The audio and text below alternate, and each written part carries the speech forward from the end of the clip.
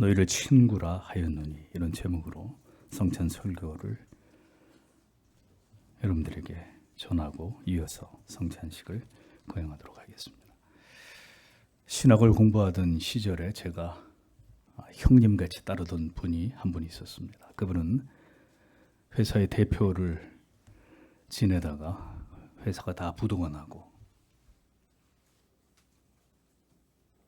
하나님의 은혜로 뒤늦게 부름을 받아서 신학을 공부하게 되어서 저하고 같이 공부를 했습니다만 나이가 10살 정도 위였던 분이었습니다. 한 번은 어떤 자리에서 다른 분에게 저를 소개해 주면서 그분이 저를 자신의 친한 친구라고 이렇게 말씀해 주셨습니다. 저보다 나이가 10살이나 많은 분이 저를 그냥 많은 동생이나 인생의 후배 정도로 이렇게 말씀해 주셨어도 좋았을 텐데 자신의 친한 친구라고 소개해 주신 것이 지금까지 오래 제 기억에 남아 있습니다. 그분에게 친구라고까지 불리울 만큼 그러기에는 많이 제가 부족한 사람인데도 그 당시에 그렇게까지 저를 인정해 주시고 정말 친구처럼 여겨주신 것에 대한 고마움과 존경의 마음이 컸기 때문일 것입니다. 누가 나를 친구로 여겨주고 불러주는가의 문제는 우리에게 때때로 특별한 의미가 됩니다. 예를 들어 이름만 대면 모두가 다 아는 유명한 사람이 공적인 자리에서 여러분을 나의 가장 친한 친구입니다. 내가 제일 사랑하고 아끼는 중마고입니다. 내가 제일 좋아하는 내 후배입니다. 이렇게 사람들에게 소개를 해준다면 대단히 영광스럽고 매우 특별한 일이 될 것입니다. 반대로 길을 가던 중에 이 동네에서 제일 유명한 아주 유명한 조직폭력배가 만약에 길에서 저에게 형님이라고 90도로 이렇게 머리를 숙이면서 인사를 한다면 저에게 아주 매우 난감한 상황이 될 것입니다. 여러분은 당장 저의 과거를 의심하게 되실 수도 있기 때문이겠죠. 어디를 봐도 제가 그쪽에서 일하는 분들하고 친할 것 같아 보이는 구석은 없어 보이겠지만 아무튼 누가 우리를 친구로 여겨주는가의 문제는 우리에게 이처럼 영광스럽고 감격스러운 매우 즐거운 일이 될 것입니다. 주님께서는 제자들에게 친구라는 명칭을 사용해 주셨습니다. 심지어 마태복음 26장 50절에는 자기를 팔아 넘기는 유다에 대해서까지 이렇게 말씀하십니다. 예수께서 가라사대 친구여 내가 무엇을 하려고 왔는지 행하라 하신대 이제 저희가 나와서 예수께 손을 대어 잡는지라 이렇게 기록되어 있습니다. 배신자 유다에게까지 주님은 친구여 이렇게 불러주셨습니다. 자기를 팔아 넘기는 배은망덕한 제자 도저히 친구라고 부를 수 없는 유다조차도 주님은 친구라는 호칭을 사용하셨습니다. 서로 사랑할 것과 그리고 친구를 위해 목숨을 버리면 이보다 더 큰 사랑이 없다고 위에서 교훈하셨던 주님께서는 이제 친구의 개념을 정의하고 계셨습니다. 14절에 너희는 나의 친구들이다. 만일 너희가 내가 너희에게 명하는 것들을 행한다면 이렇게 말씀하셨습니다.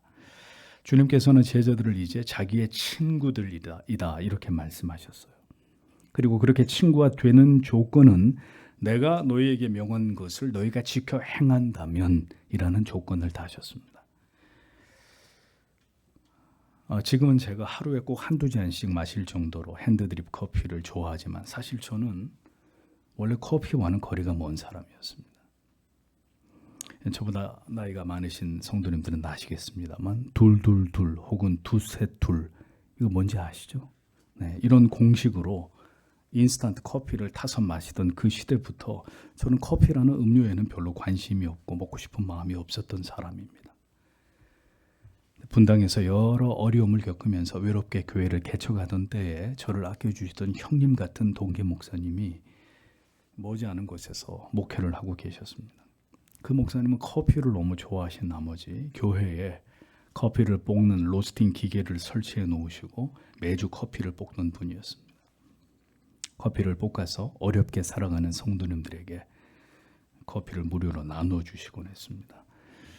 이 목사님이 커피를 볶는 날이면 항상 저를 불러서 이제 막 로스팅을 끝낸 커피 원두 커피를 한 봉투 담아주시곤 했습니다. 또 제가 이거 어떻게 해서 먹는지 모른다고 하니까 핸드드립을 할 수 있는 도구까지 다 장만을 해가지고 저에게 안겨주시면서 핸드드립 커피의 세계로 이끄신 분이 그 형님 목사님이셨습니다. 처음엔 아주 귀찮았습니다. 좋아하지도 않는 커피 원두를 받으러 가는 길도 그렇고 가서 커피에 대해서 일장 연설을 들어야 되는 일도 그다지 흥미롭지 않았습니다. 하지만 누가 개척교회 목사에게 이런 호강을 시켜준단 말입니까? 동생 같은 목사에게 언제나 마음을 써주시는 그 목사님의 마음이 고마워서 그 목사님과 교류를 하다 보니까 저도 원두 커피를 즐겨 마시는 취미를 갖게 되었습니다. 세월이 많이 흘러서 그리고 이 취미는 또다시 여러 내 가까운 분들과 공유를 하게 되었는데 그 중에 한 분이 바로 신호선 목사님입니다. 저희의 커피를 전도받은 분 중에 한 분입니다. 신 목사님은 저보다 더 커피 중독자입니다. 친밀함은 무엇이든 자신이 가진 것을 공유하게 되어 있고 그렇게 가까운 사이에서는 모든 것에 서로 깊이 영향을 주고받기 마련입니다. 아주 친한 벗이 있다면 그 둘은 흘러가는 세월 속에서 서로를 닮아가게 됩니다. 대표적으로 부부가 그렇죠. 늘 같이 삶을 영위해가면서 모든 것을 함께 공유하고 함께 나누고 함께 경험하고 함께 즐기는 일들이 많기 때문에 닮아갈 수밖에 없습니다. 주님께서는 3년을 제자들과 함께 먹고 마시고 주무시고 대부분의 시간을 그들과 함께 보내셨습니다. 그리고 그렇게 자신과 함께한 그들이 때가 되어 자기의 친구가 되기를 원하셨습니다.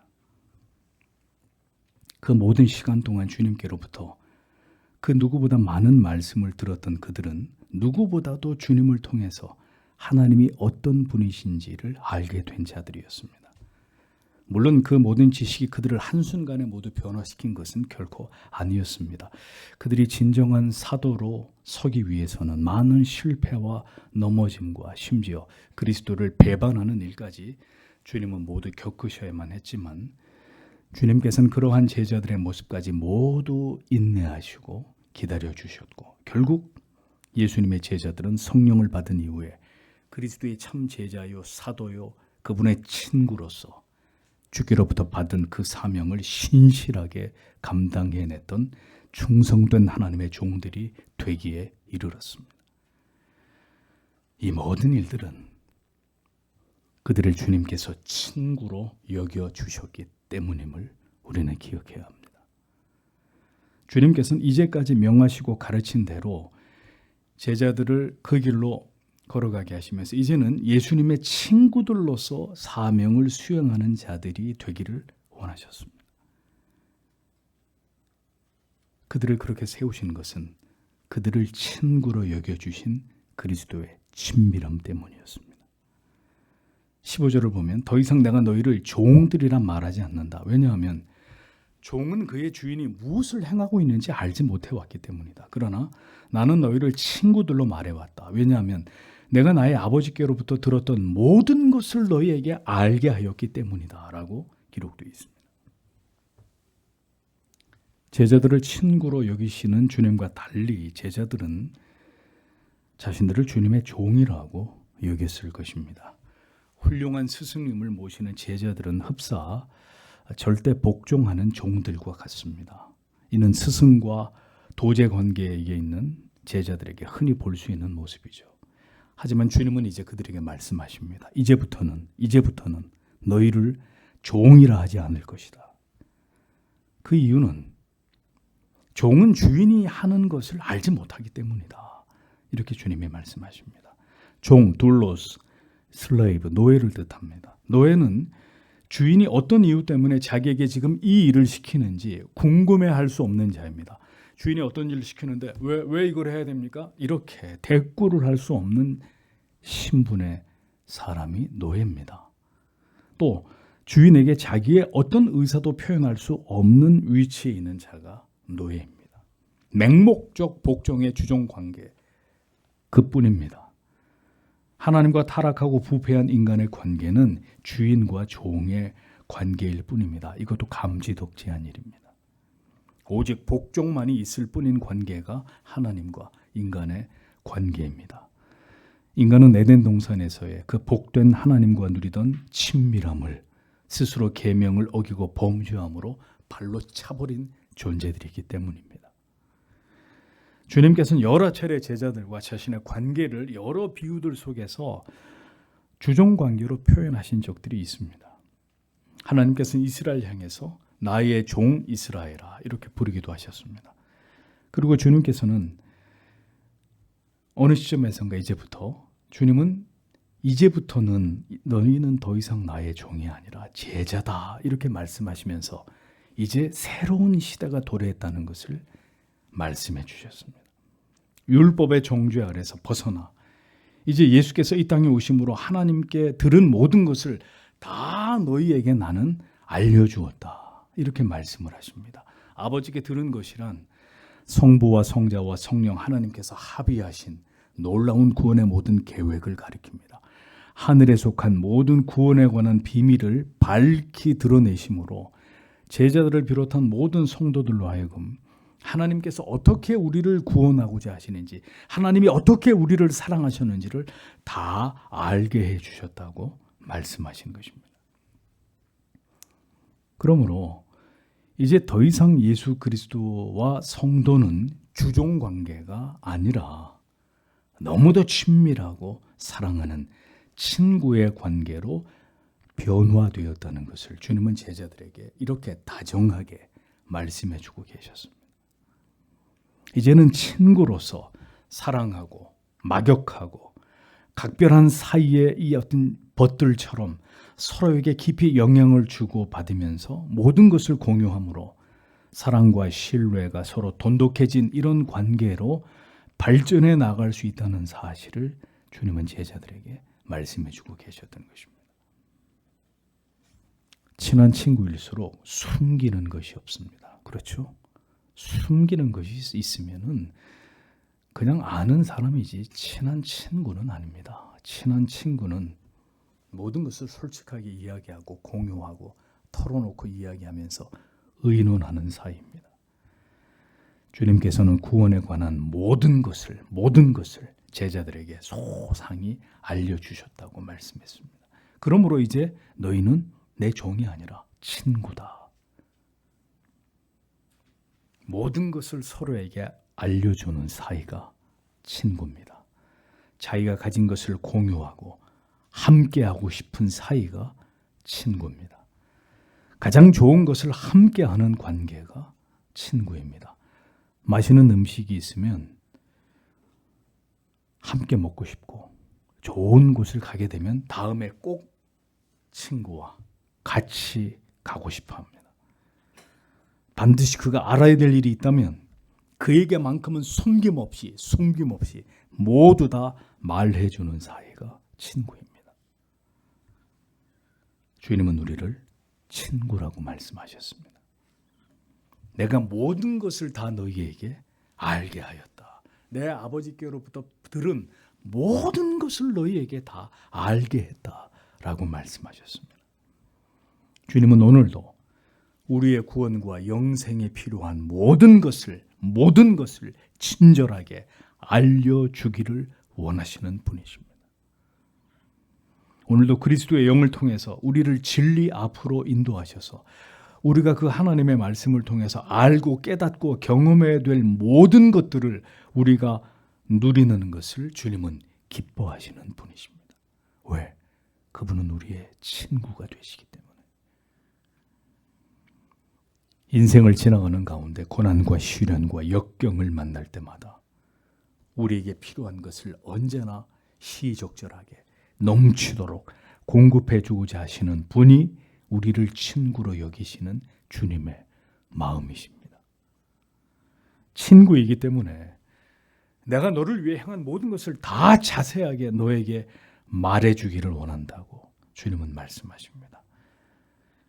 가장 친한 친구에게 숨기지 않고 감추지 않고 다 말해주듯이 주님은 오늘도 우리 곁에서 우리가 구원의 영생에 들어가는 그 순간까지 우리가 알아야 될 모든 진리를 말씀해 주시고 친히 우리의 손을 붙잡고 가시는 분이십니다.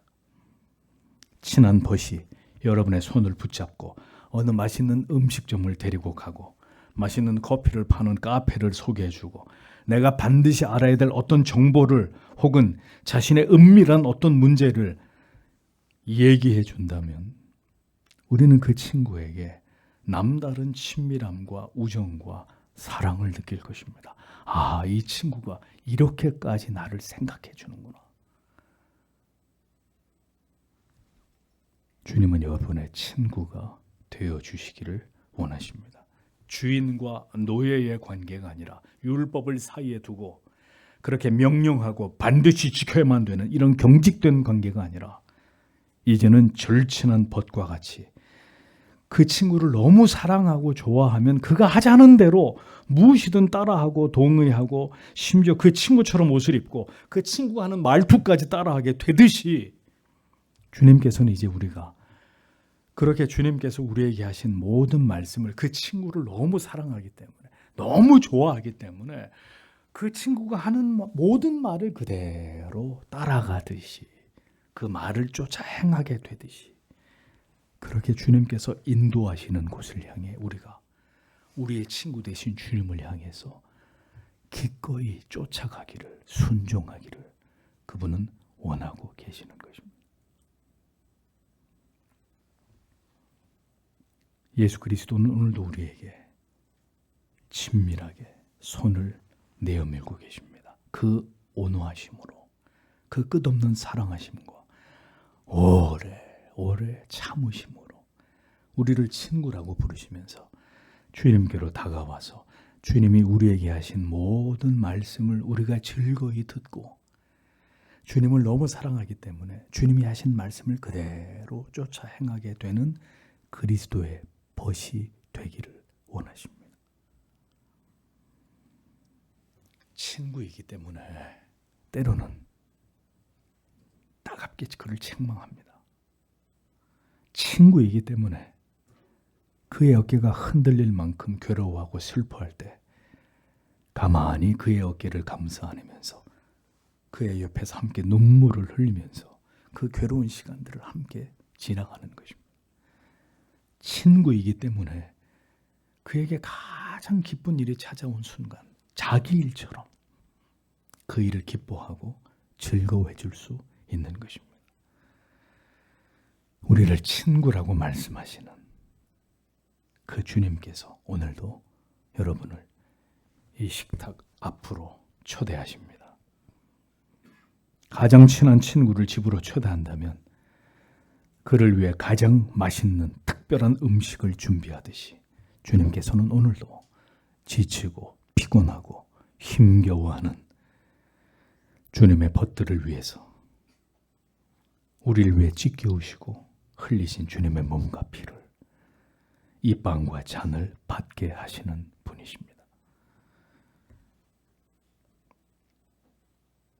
그렇게 어깨가 축 처진 친구가 내가 정성을 다해 요리해 준 그 음식을 먹고 힘을 내기를 원하는 그 마음으로 주의 빵과 잔을 받으며 우리가 다시 힘을 얻어서 그리스도의 친구들로서 우리를 그토록 친밀하게 여기시며 우리가 오직 주님만을 믿고 의지하며 쫓아오기를 원하시는 그 온유하시고 부드러운 마음으로 그렇게 주님이 걸어가신 그 길을 뒤따라 갈 수 있도록 오늘도 그리스도의 친구된 우리들을 응원하시고 독려하십니다.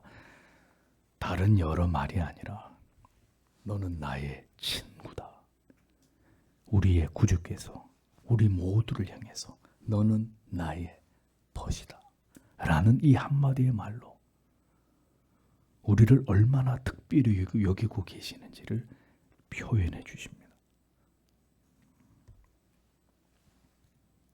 우리의 모든 삶을 통해 아름다운 과실을 맺으며 무엇이든 구할 때 하나님께로부터 얻게 하시기 위해 오늘도 주님은 우리를 초대하셔서 먹고 마시게 하심으로 우리가 힘을 얻기를 바라십니다. 친구입니다. 친구에게는 강요하거나 거짓된 말로 속이거나 하지 않습니다. 친구에게는 우정과 사랑으로 다가가고 그 힘으로 그의 마음을 움직이게 하며 그를 돕고 힘을 얻게 해서 그를 바른 길로 이끌어 갑니다. 주님께서는 우리를 이렇게 친구처럼 대하고 계시는데 여러분은 지체들을, 가족들을 원수처럼 대하고 있지는 않습니까? 자기의 자존심을 위해서 숨기고 속이고 모든 것을 말하지 않고 친구와의 우정을 금가게 하는 어리석음을 범하고 있지 않습니까? 여러분을 친구로 대하시는 주님의 마음을 아프시게 하지 마십시오. 사랑과 우정으로, 친밀함으로 우리의 친구 되신 주님을 너무도 사랑함으로 주님과 함께 있기를 원하고 주님이 우리에게 당부하신 모든 것을 기꺼이 자발적으로 지켜 행하기를 원하는 그 주님의 마음을 읽어드릴 수 있는 우리들이 되어야 합니다. 부활하신 주님께서는 자신을 배신하여 뿔뿔이 흩어진 제자들을 배신자로 낙인 찍거나 그들을 차갑게 대하지 않으셨습니다. 그들을 모두 찾아가 보듬어 끌어안으시고 그들의 연약함을 이해해 주시면서 그들을 다독이시고 오히려 그들의 믿음을 강화시키셨습니다. 때로는 온유함이 그냥 묵묵히 기다려줌이 아무 말 없이 곁에 있어주는 것이 우정이고 사랑입니다. 나중에 알게 될 것입니다. 그것이 사랑이었다는 것을, 그것이 진정한 우정이었다는 것을 말입니다. 오늘도 우리를 친구라 부르시는 주님께서 우리에게 손을 내밀고 계십니다. 주님을 더 사랑하게 되고 더 친밀하게 여기게 되므로 주가 말씀하시고 행하신 모든 것을 즐거이 따라가도록 오늘도 한 걸음 더 당신에게 다가오고 싶어 하시는 분이 우리의 구주, 우리의 영원한 스승이며 친구가 되시는 예수 그리스도이십니다. 손으로 만져보는 빵과 눈으로 보여주는 포도주의 잔으로 오늘도 여러분에게 다가오시는 주님을 맞이하십시오. 그리고 더 그분과 가까워지시고 깊어지심으로 주님의 모든 뜻을 기꺼이 따라가는 그리스도의 제자가, 그리스도의 친구가 되는 우리 모두가 되기를 소망합니다. 모두 함께 우리의 친구 되신 그리스도께 그분께서 우리를 위해서 예비하신 만찬 앞으로 다 함께 나아가도록 하겠습니다.